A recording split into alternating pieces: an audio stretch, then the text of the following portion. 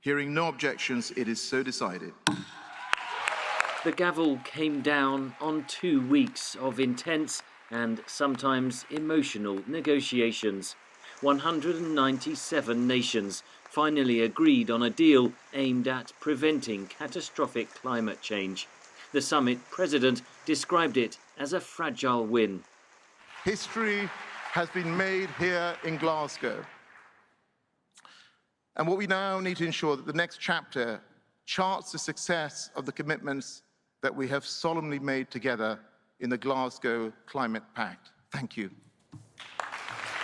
The goal of limiting global warming to 1.5 degrees Celsius above pre-industrial levels, first laid out in 2015, remains a key pillar of the Glasgow Agreement. And for the first time, the Climate Pact included a reference to ending fossil fuels. But to the dismay of many delegates, last-minute pressure from India and China forced a watering down of the language. How can anyone expect that developing countries can make promises about phasing out coal and fossil fuel subsidies? Developing countries have still to deal with their development agendas and poverty eradication. So what was signed off in the final text? All countries agreed to come back next year with improved targets on cutting emissions, much sooner than the previous 5-year cycle. They agreed to phase down, rather than phase out, coal and fossil fuels. Rich countries agreed to increase their commitments on climate finance, the money they will pay to poorer countries to adapt to climate change and decarbonise their economies. And there's new recognition of the need for richer nations to compensate developing countries for loss and damage from climate change.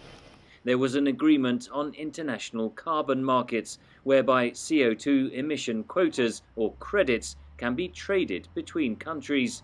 And there were separate deals on reducing deforestation and slashing methane emissions.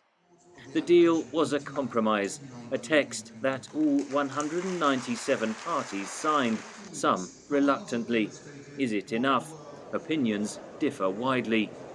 We are, in fact, closer than we have ever been before to avoiding climate chaos and securing cleaner air, a safer water, and healthier planet. The approved texts are a compromise. They reflect the interests, the conditions, the contradictions, and the state of political will in the world today. They take important steps, but unfortunately, the collective political will was not enough to overcome some deep contradictions. Well, I think it's meek and it's weak, but it does send a signal of the end of coal. So that is a good thing, but it doesn't meet the moment. Outside the summit, climate activists made their feelings clear. Some were arrested as they tried to scale the summit barriers. After 2 weeks of intense negotiations, delegates are now heading home. The next big milestone is the COP27 climate summit, scheduled to be held in Sharm el-Sheikh, Egypt, in 2022. Henry Ridgwell for VOA News at the COP26 summit in Glasgow.